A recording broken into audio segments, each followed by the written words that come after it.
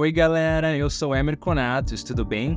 Toda quinta-feira é dia de episódio novo aqui no Preto Positivo, e hoje não poderia ser diferente. Então você que tá aí ouvindo, já segue o nosso perfil aqui na sua plataforma de áudio, deixa 5 estrelinhas e segue também nosso perfil no Instagram, @Preto Positivo. Não é não, Raul? Oi gente, eu sou o Raul Nunes, e é isso mesmo, Emer. Outra coisa, para ter benefícios exclusivos como ouvir nossos episódios antes de todo mundo e ainda participar do podcast com seu comentário, apoie o Preto Positivo na plataforma Orelo. Baixe o app e tenha acesso aos nossos conteúdos para apoiadores.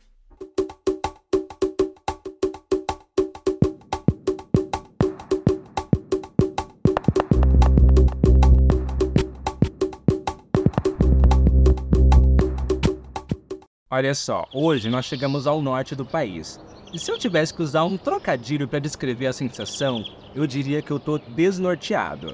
É uma cidade, gente, culturalmente rica, onde as paisagens misturam o que tem de melhor, entre a arquitetura colonial e também na floresta amazônica. Também conhecida como Cidade das Mangueiras, justamente por causa da grande quantidade de pés de mangas em tudo quanto é praça e rua da região.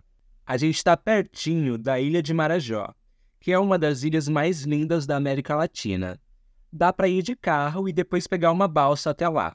Outra opção é ir direto de lancha, que sai um pouco mais caro, ou de barco coletivo, que é o jeito mais popular e barato. Aqui acontece uma das maiores procissões religiosas do mundo, que é o Círio de Nazaré, onde milhões de fiéis vêm celebrar a Nossa Senhora de Nazaré. Se prepara para dançar o carimbó, que é uma dança de origem afro-indígena tradicional daqui do estado do Pará. E tem também o melhor tecnobrega que você já ouviu. Foi aqui que nasceram grandes artistas brasileiros, como Joelma, Gabi Amarantos e Fafá de Belém. Agora ficou fácil. Onde mais eu vou tomar um tacacá, dançar, curtir, ficar de boa? Pois quando chego no Pará, me sinto bem e o tempo voa. E por falar em música, o nosso convidado de hoje é a mais nova promessa musical paraense. Hoje você vai conhecer a história do Aquino.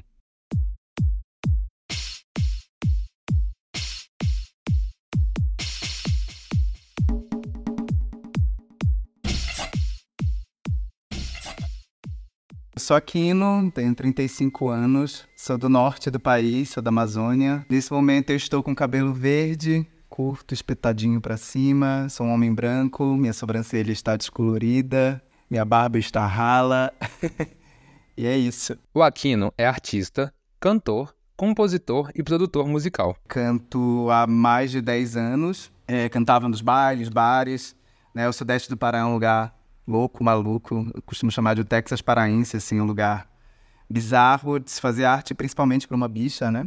E tô aí esses mais de 10 anos fazendo arte por aqui. Em 2021 gravei meu primeiro disco autoral, chamado Retorno de Saturno, que fala um pouco aí das minhas vivências afetivas, das minhas resoluções afetivas nesse período, principalmente no período, né, vivendo com HIV e descobrindo minhas emoções ali. Em 2023 fui premiado como artista Natura Musical e agora sou parte do time Natura aí para colocar um outro projeto que vai ser meu segundo disco no mundo. Daqui a pouco ele fala mais sobre os álbuns dele, mas agora a gente quer saber quais foram os primeiros passos, a vida antes da arte. Eu nasci no Tocantins, né, em Gurupi, estado mais novo do país, então, né, tudo muito em informação, né? E me mudei para o Pará aos 16 anos, para o sudeste do Pará, né? Para a região sudeste, região do Carajás, que a gente chama, uma região bem tomada pelo agro, com conflitos extremos de terra, né? A gente tem o massacre de Carajás, inclusive, um episódio horrendo, né? Do nosso país, assim. Então eu venho, me formo nesse lugar, né? Me mudo aos 16 anos para esse lugar, moro há 20 anos no Pará, já, basicamente. E venho desse lugar, hoje eu moro em Belém, moro na capital, depois de gravar meu disco e começar a me inserir nos festivais, né, e trabalhar com a produtora que eu trabalho hoje. Eu vim pra cá, tem 2 anos que eu moro em Belém, mas moro em Marabá, estudava em Marabá, estudei Ciências Sociais, tranquei para viver de arte na UFPA, na época, hoje é Unifespa. Então, sou do norte, do Tocantins, mas a minha maior vivência é do sudeste do Pará mesmo. Mas antes de se descobrir na música e se lançar como cantor, Aquino tinha outras questões para resolver. Sou um homem gay cis, né? E acho que me descobri desde sempre, acho que aos 6 anos de idade, aquela brincadeira de ficarem direcionando afeto de criança para criança, né? Que é chato pra caralho. E quando fazia essa direção, eu já entendia que eu podia me apaixonar pelos menininhos também da escola, né? Então ali acho que eu já percebi que tinha uma onda afetiva, um direcionamento que se me dessem pra heterossexualidade, eu já tinha ele também pra, né, pra homossexualidade. E aí foi uma bicha da igreja, né? Então foram processos bem violentos nesse campo da sexualidade, de muita repressão. Dos 14 até os 19 foram anos bem complicados, assim, né? De tentar entender essa sexualidade, de tudo, né? De tudo ser muito compulsório e resolver isso era uma compulsão também, né? Resolver o que não precisava ser resolvido, na verdade. Então passei por momentos bem difíceis de passar por terapia dentro da igreja evangélica, com psicólogo. Até hoje não sei nem o registro desse psicólogo que eu mandava caçar. Que enlouqueceu a minha cabeça, filho da puta. Então foi um processo bem louco, assim, né? Desses 14 anos até os 19, de sair disso, entender que, né, que eu era uma bicha mesmo, que era um viadinho, gostava de outros viadinhos e tava tudo bem. Foi muito pesado, foi um processo muito, assim, muito de automutilação mesmo, assim, sabe? Emocional, assim, foi um processo muito pesado, de uma depressão muito... Esse rompimento da igreja para, né, essa fase... né, de entender que estava tudo bem, né, ser tudo que eu era, sentir tudo que eu sentia, foi bem complicado, porque fui seminarista, né, para ser missionário na época, então eu vim para Belém, morava em Marabá, aí vim para Belém para fazer seminário numa escola de seminários daqui, e nesse momento nesse momento foi que eu tive contato com essa psicologia, né, esse psicólogo, esse terapeuta.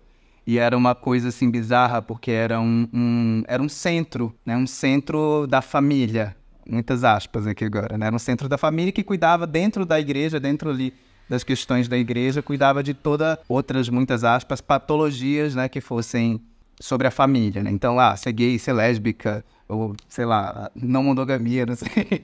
Tinha muita coisa que era resolvida ali naquele ambiente. Eu lembro que era uma casa e acho que lá tinham vários psicólogos, vários terapeutas, várias pessoas cristãs, evangélicas que resolviam essas tretas da família cristã tradicional. O método dessas terapias nunca ficou muito claro, nem mesmo por Aquino, que era o paciente.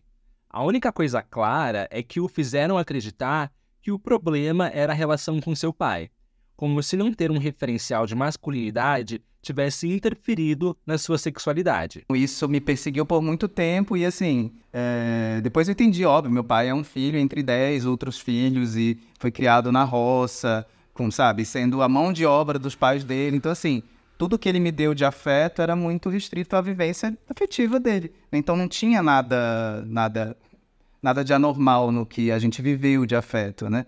Então, né, eu não supri as expectativas dele de ser, sei lá, o menino que ia tocar gado com ele na fazenda, que ia jogar o futebol dele, que ia torcer pro Fluminense dele, sabe? Tem até foto minha emburrada em cima de cavalo. Eu com a pior cara do mundo, com o uniforme do Fluminense todinho. Então, assim, passei por esse processo aí e meu pai foi o grande... Essa minha relação, essa relação não tão profunda com meu pai, foi dada como culpada de tudo que eu era, assim, né? Então eu lembro de voltar desse período de seminário muito louco e jogar tudo em cima do meu pai, assim, foi terrível, inclusive. E acho que depois disso, como nada se resolveu, óbvio, né? Não tinha nada para resolver, eu entrei numa depressão muito profunda, rompi com a instituição, igreja mesmo, assim, parei de ir na igreja e foi um momento de depressão muito profunda, assim, né? De trocar o dia pela noite, não tomar mais banho, não comer direito, não escovar o dente, aquelas coisas, né, típicas de quem tá num estágio de depressão profundo já. E quando eu fui pro remédio mesmo, tive que ir pra psiquiatra, e eu já estava traumatizado com terapia, com tudo que fosse psicólogo, tudo que fosse da saúde, mas que de repente invadisse meu espaço, né? Tanto que eu lembro que eu nem contei pra psiquiatra que eu que eu tinha passado por um psicólogo, que eu era gay, que eu me entendia uma pessoa, né? Que eu me entendia um homem gay, e aí ela me deu, eu lembro que na época ela deu um diagnóstico de transtorno bipolar. É a sorte que tinha um bom antidepressivo ali, e foi o que me ajudou, assim, foi o que foi me tirando, né, desse buraco da depressão por conta dessas experiências, e assim eu consegui sair e me entender um homem gay tranquilo, assim, né? Não, eu sou um viado, uma bicha, eu posso viver isso, não tem problema nenhum, eu sou um monstro, eu não vou pro inferno, tá tudo certo, assim. Romper com a igreja e aceitar sua sexualidade foram processos que mudaram a história do Aquino. Mas também tinha outro processo vindo por aí. E eu não tô falando da música, eu tô falando do diagnóstico.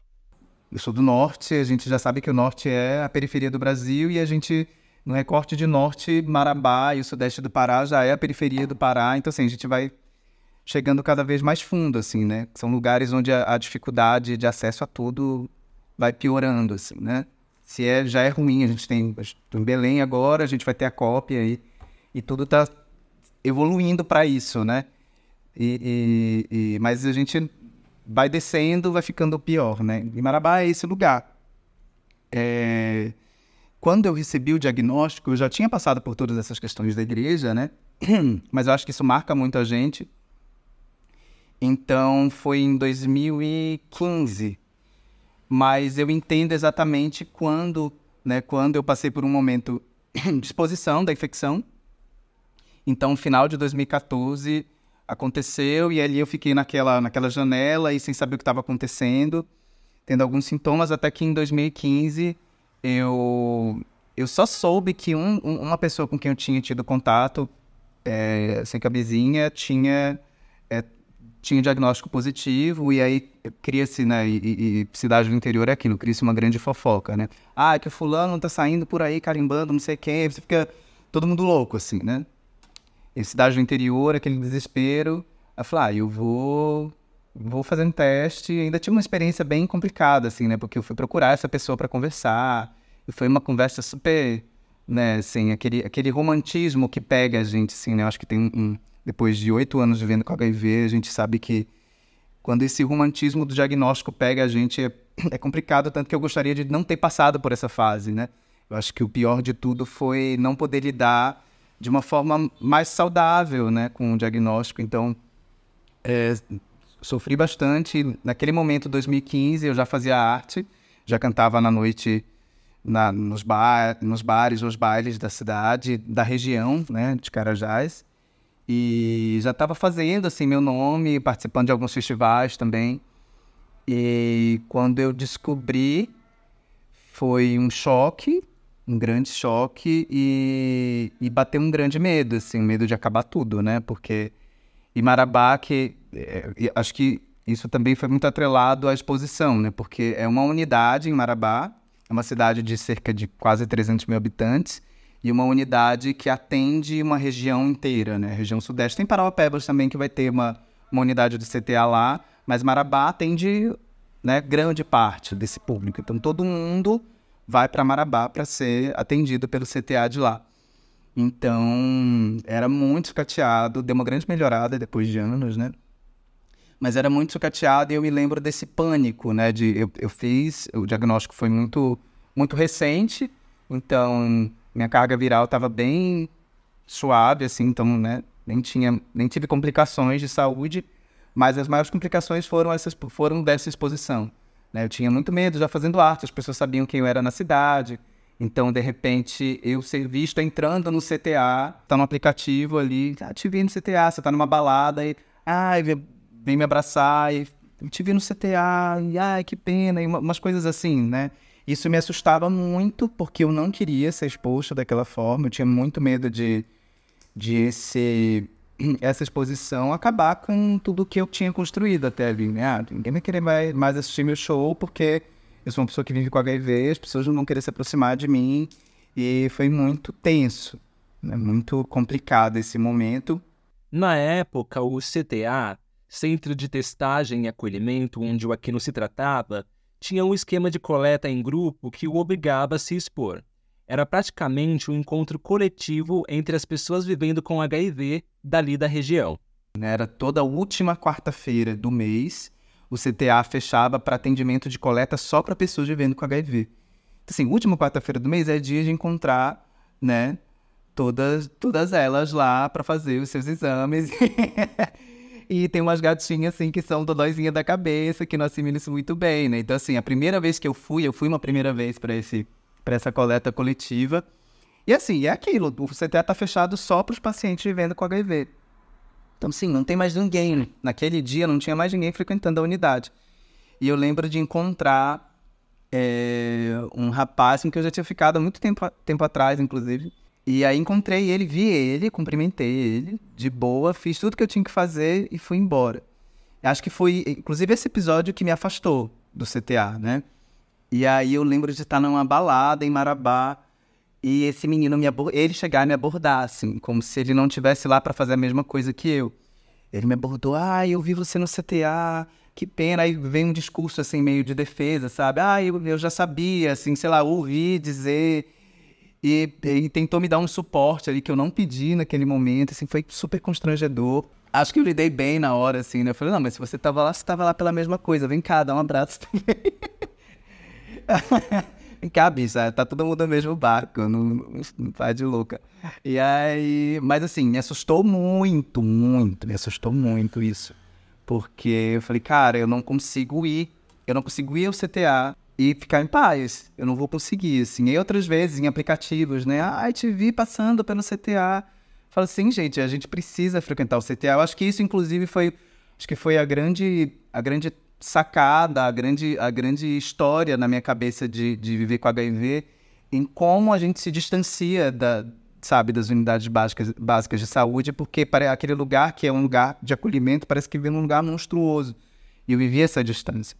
Então, em 2020, eu me mudei para São Paulo e aí fui ser atendido no CTA Campos Elíseos. E ali eu descobri o que era, assim, porque ninguém conhece o Aquino aqui, eu vou entrar, vou sair, vou fazer tudo que eu tenho que fazer. E foi mágico, sabe? Existe uma grande diferença entre a gente conversar sobre PrEP no centro de São Paulo e a gente subir para a Amazônia, né, e falar de HIV, falar de tudo isso é muito diferente, e diferente em tudo, né? As unidades básicas são ultra sucateadas e é um grande rolê, assim, um grande rolê. Educação sexual, educação sobre ISTs é escassa, precária. Então tudo é muito mais difícil, né?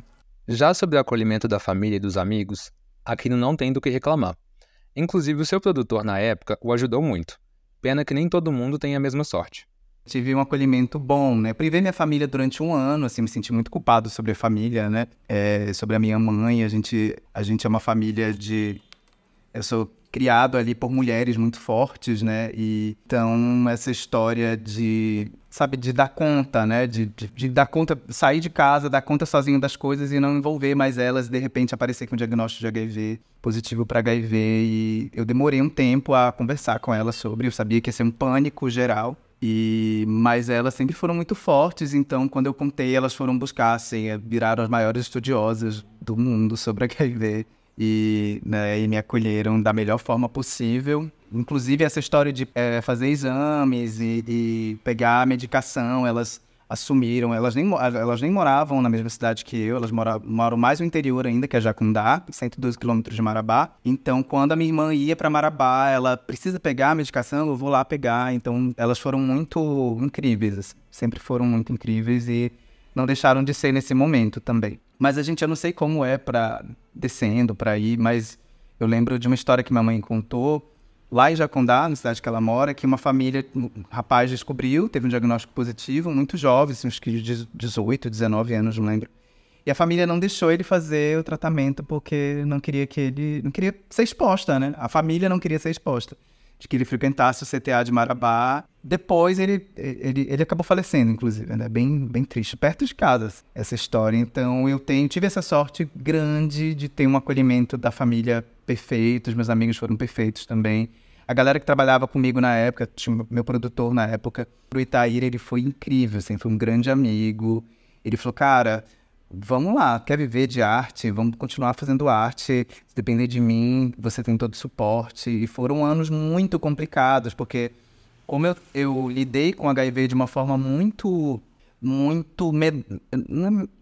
sempre me aterrorizava. Algum detalhe de as pessoas saberem, a possibilidade das pessoas saberem do meu diagnóstico, ela me aterrorizava muito. Eu tive experiências terríveis, assim, com parceiros também, de ex-namorado louco de parceiro meu, fazer expose, sabe, dizer pra família do meu parceiro que ele namorava um drogado aidético, sabe, coisas muito pesadas, assim.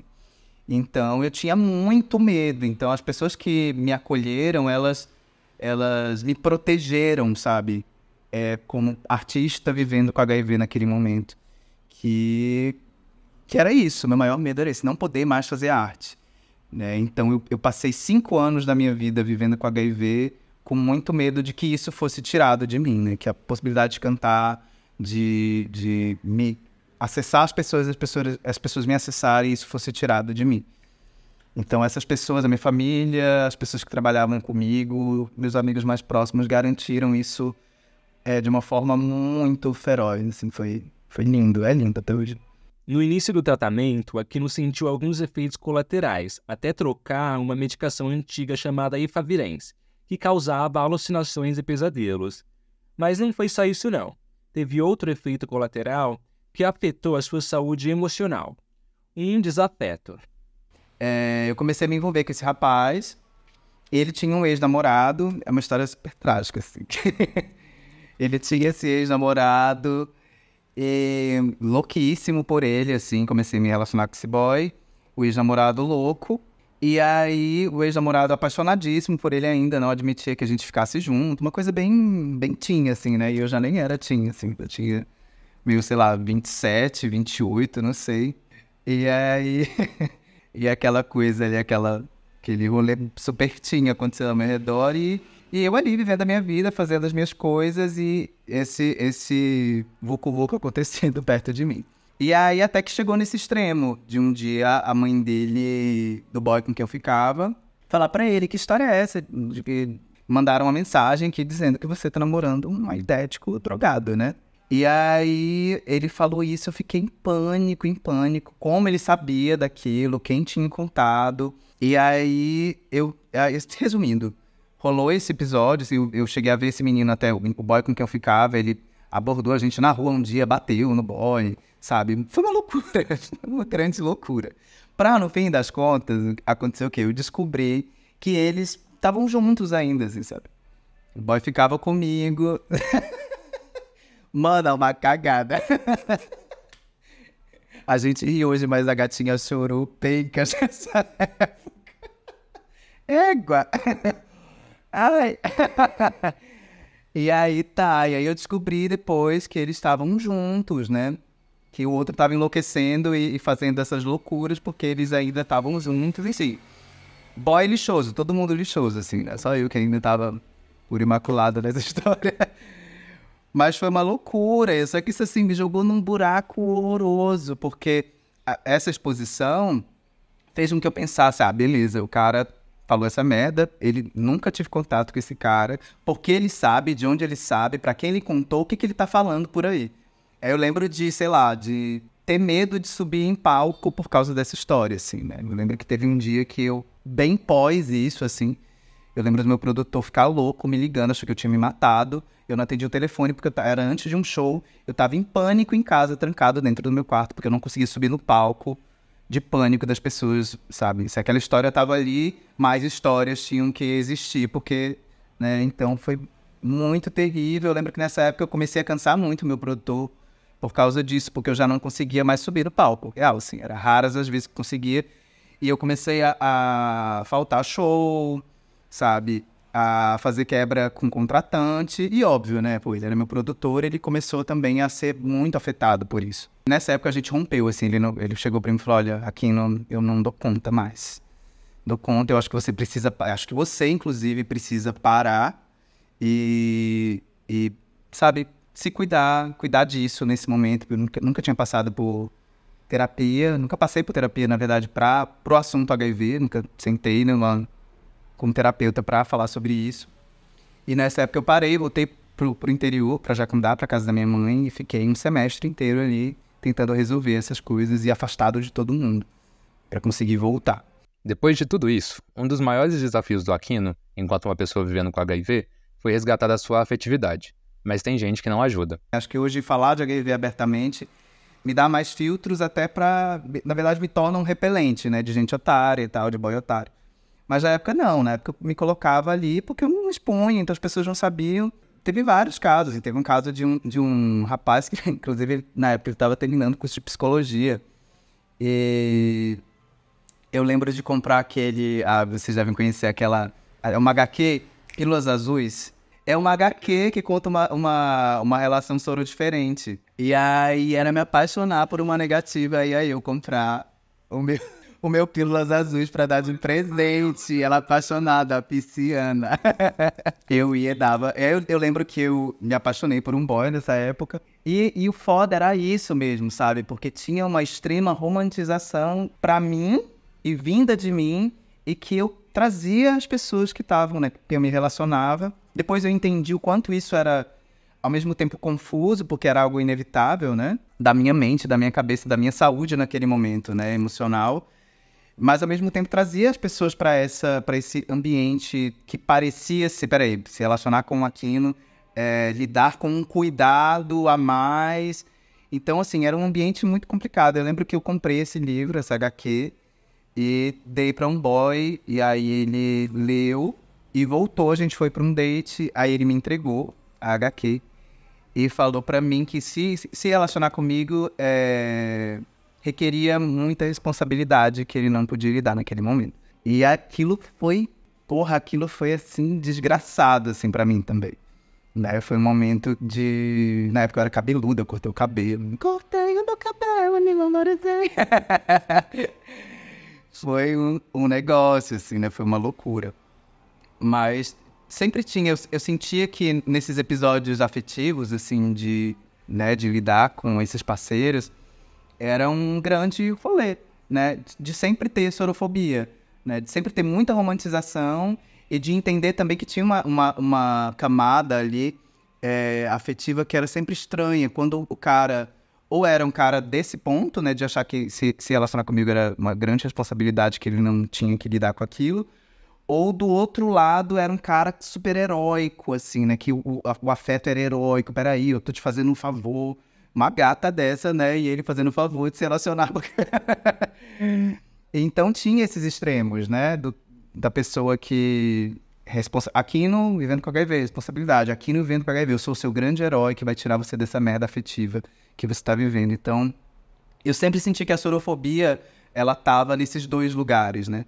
Do cara que achava que precisava me tirar desse lugar de sofrimento, de dor, e desse outro que era o cara que não queria lidar com uma responsabilidade, muitas aspas aí. O boy lixo virou tema de música, como uma forma de reciclar as experiências dos relacionamentos ruins. Na letra, Aquino fala abertamente sobre como se sentia. Então, o boy lixo fala exatamente sobre isso. Eu tenho uma amiga que a gente sempre canta ela juntos, que é uma artista aqui do Pará, Laíse, maravilhosa, ouçam também a Laíse.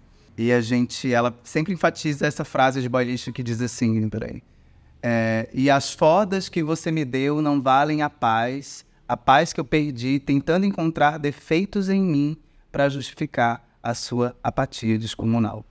Então a gente às vezes entra nesse fluxo, né, de entrar em afetos, porque aqueles afetos estão fazendo favor de nos abraçar.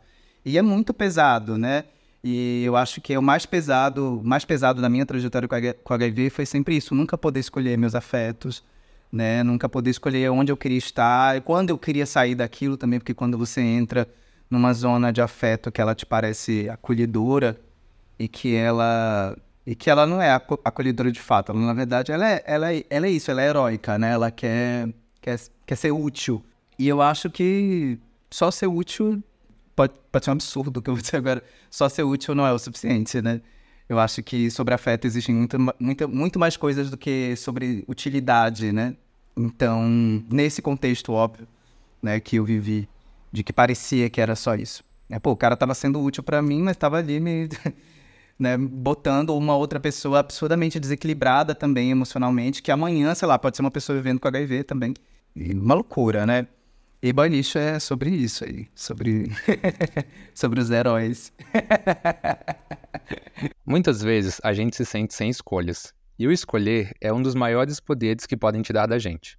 Hoje ele sabe bem disso. O que mudou hoje é que eu consigo escolher mais, sabe? Eu consigo escolher, eu acho que poder escolher as coisas, os afetos e onde você quer estar, com quem você quer trocar. Acho que é a coisa mais preciosa. Acho que quando isso é tirado da gente é muito cruel, né? Muito cruel você não poder escolher onde você quer ficar, quando você quer sair de uma coisa. E acho que hoje, o Aquino de hoje, ele consegue escolher, né? Consegue escolher. E para além disso, para esse fortalecimento também. Para além disso, esse fortalecimento também, né? De, sei lá, ter uma trajetória, são 8 anos vivendo com HIV. Dentro desse, né, desse recorte de, do nada, sabe, você não conseguir pisar na frente do CTA e hoje ser embaixadora informal do CTA de Marabá. Isso é muito doido, é uma responsabilidade muito doida também, né, mas... e poder escolher isso hoje também, né, poder escolher me relacionar com HIV dessa forma, de, sabe, de poder escolher responder alguém que chega uma DM no meu Instagram, que eu poderia ignorar, sabe? Mas eu quero, né, acolher essa pessoa. Acho que é isso, assim, acho que eu posso resumir nisso, assim, hoje o Aquino consegue escolher, e eu acho que não existe nada mais poderoso do que poder fazer as próprias escolhas, né? É isso. Hoje são outras coisas pra resolver, né? Outras coisas pra resolver, né? Muitas coisas pra resolver, na verdade, mas sobre isso é muito tranquilo. Eu namoro há 6 meses, um parceiro maravilhoso, parceirão, assim, né? Hoje a gente tá resolvendo outras coisas, na monogamia, né? Outras histórias que a gente conversa. Aos poucos, Aquino foi entendendo que a única coisa que poderia impedi-lo de ser o artista que ele nasceu pra ser não era o HIV, mas sim ele mesmo. Aí ele foi lá e lançou um disco inteiro. O HIV não é o tema do disco, né? O nome do disco é Retorno de Saturno, que conta dessa minha trajetória dos 27, foi quando eu descobri o HIV, até os meus 2021, quando eu tinha 18, né? Que é criativo no tempo. Até o 2021 ali, até o momento que eu compus as canções, né? Então, várias reflexões. E então não tem um HIV, a gente está falando de HIV, a gente está falando de uma pessoa com seus conflitos vivendo com HIV. Aí eu lembro que na assessoria de imprensa, e é tão legal isso, né? Porque aí você vai se cercando de pessoas, até as pessoas que trabalham com você e que não falavam sobre o assunto, elas começam a se movimentar. E a mana que fazia assessoria de imprensa tinha um parceiro que vivia com HIV e ela me agradeceu, sabe, contou a história e foi muito legal, assim, várias pessoas ali naquela equipe começaram a se abrir de alguma forma sobre o tema, que tinham pessoas conhecidas vivendo por perto, e foi muito legal isso, né? E aí ela me perguntou isso, olha, você quer falar sobre HIV na comunicação do projeto? Aí eu fiquei assim, falei, caralho, e agora, o que eu faço, né? Eu falei, vamos fazer o seguinte, eu sou um cara vivendo com HIV e todas essas histórias estão atravessadas por isso, vamos falar assim, mas eu gostaria que isso não condicionasse o projeto, né? Não é um projeto exclusivamente sobre HIV, é um projeto sobre emoções, sobre afetos e sobre resolver essas coisas, e enfim, aí fizemos, né? Aí eu fui dar uma entrevista em Marabá, eu fui dar uma entrevista, já tinha voltado do Maranhão para o Pará, fui dar uma entrevista para uma galera da comunicação lá que domina, assim, a comunicação da região inteira, assim. Era um veículo grande de comunicação. E aí eles... Aí fizemos uma entrevista, a menina perguntas muito legais e tal. E aí saiu a matéria. E aí aí o grande bait, assim, eu falei, gente, eu não acredito nisso. Aí tava lá assim, Aquino, embaixador informal do CTA de Marabá. Eu falei, não, mano, peraí. Aí eu olhei aquilo, sabe, assim, falei, caralho, olha a proporção que isso tomou, sabe? Proporção que isso tomou, mas foi tão engraçado que aí depois eu lembro de precisar ir do CTA, né? E as pessoas entravam no CTA, é muito engraçado isso. Que entrava no CTA, as pessoas, os atendentes do CTA, assim, com um sorriso enorme, assim, sabe? Eu entrava e falei, gente, o que tá acontecendo aqui? Dá licença, que é embaixadora entrando, né? Abram aulas pra embaixadora do CTA de Marabá. Então, assim, até hoje, isso foi muito assustador. Confesso, na época foi muito assustador. Mas depois, assim, foi muito legal. A gente tá chegando ao fim do episódio, mas não no final dessa história. A história do Aquino nós vamos deixar em aberto porque ele ainda tem muito chão pela frente. Ai, gente, eu quero ficar rica primeiro. Acho que todas querem. Então, eu acho que eu lembro de uma coisa muito importante que me disseram uma vez sobre ser artista, né? E até chegar aqui foram muitos anos, né? Cantando em bar e baile e na noite, né? Que é um lugar tão agressivo, né? E pra mim já era triplo, né? O quádruplo de agressivo, porque era... vocês forem a Marabá um dia, vocês não entendessem, que é uma zona do agro. Então são 100 cantores sertanejos para uma bicha cantando brega, né? Cantando música pop paraense. Então era um lugar muito doido, né? Mas, porra, a gente conseguiu fazer, assim, sabe? Entregar um trabalho no qual eu me destacasse. E isso fez com que eu chegasse aqui hoje. Então eu espero real, assim. Acho que o meu maior sonho sempre foi isso. E que a gente consiga mostrar pro mundo que a gente é foda pra caralho, que tem um movimento lindo acontecendo na Amazônia, artístico, né? Tanta coisa acontecendo, os olhos estão voltados pra Amazônia agora, e a gente quer mostrar isso, e eu quero estar junto disso, espero nesses próximos anos ser um representante disso também, junto com toda a galera que tá aqui. E é isso, né? Viver bem, fazendo o que a gente gosta. Para acompanhar mais o trabalho e da vida do Aquino, segue lá no Instagram dele. Presta atenção agora que é um pouco difícil, vamos lá. @_AQNO_. Agora, para finalizar, vamos fazer o bate-bola jogo rápido. O que o Aquino do presente diria pro Aquino do passado? Mana, menos drama. Mana, calma. Vai tá tudo certo, sabe? Seja menos romântica. Priorize seu tratamento. O resto não vai ser fácil de resolver. Porque eu não sei se muita coisa que o Aquino de hoje dissesse para aquele Aquino lá faria tanto efeito, porque acho que as coisas que eu diria hoje me disseram naquela época, assim. Eu lembro de ficar com muito ódio de alguém chegar e me dizer, vai dar tudo certo, e calma que vai passar, mas assim, naquele momento que você tá vivendo aquilo ali, sabe? Você tá no calor daquele momento todo, de todas aquelas sensações, você não consegue pensar em nada. Mas talvez eu diria só pra se lembrar. Falei, peraí, que vive isso aí, sofre. Acho que eu digo isso pras pessoas. Gente, chora o que tem que chorar, sofre o que tem que sofrer. Não se entrega, prioriza o tratamento. Mas, cara, só se lembra que eu te disse que ia ser, sabe, ia passar. Um dia ia passar né, e me passou, né? Eu lembro de um boy que eu ficava na época que ele vivia com HIV e ele falou isso. Ele, calma. Daqui uns anos, eu falei, caralho, que daqui uns anos. E hoje eu tô aqui. Inferno, caralho, eu quero sofrer, porra. Aquino por Aquino. E o Aquino de hoje tá preocupado com várias responsabilidades artísticas, né? Tem um momento muito, muito importante, colocar um projeto muito, muito grande no mundo, né? De fazer acontecer algo bem legal.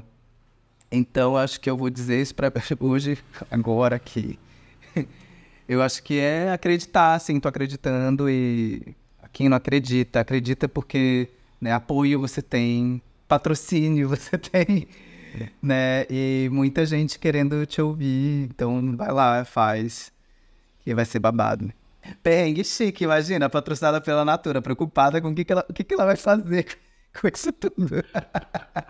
Um recado pra quem tá te ouvindo. Me ouçam, vocês que estiverem ouvindo, me ouçam, é importante ouvirem artistas e conhecerem o trabalho de artistas vivendo na Amazônia, vivendo com HIV na Amazônia, artistas pretos. A gente tem tanta gente foda aqui no Pará fazendo um movimento tão incrível. Então, ouçam artistas da Amazônia, é o que eu digo agora. Esperem que tem muita coisa legal vindo, não só de mim, mas uma trupe inteira de artistas da Amazônia fazendo um trabalho muito legal. Então, olhem para a Amazônia nesse momento, porque muita coisa acontecendo. A gente sabe que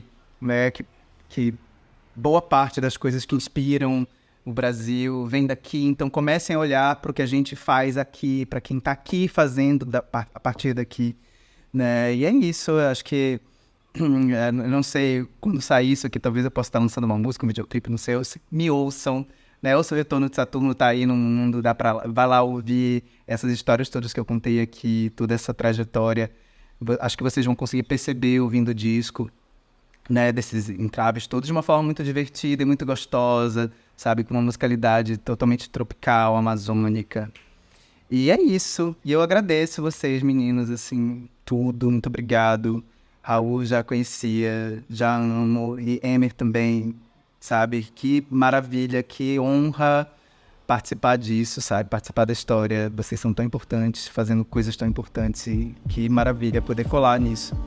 A partir daqui, me conectar também. É isso. A gente aqui agradece ao Aquino, a vocês, nossos ouvintes. E semana que vem tem mais. Pra onde será que a gente vai agora, hein? Lembrando que a segunda temporada do Preto Positivo é uma produção independente. Para fazer uma parceria e apoiar o nosso projeto, entre em contato pelo e-mail pretopositivopodcast@gmail.com ou pelas nossas redes sociais, @pretopositivo. Beijo! Beijão!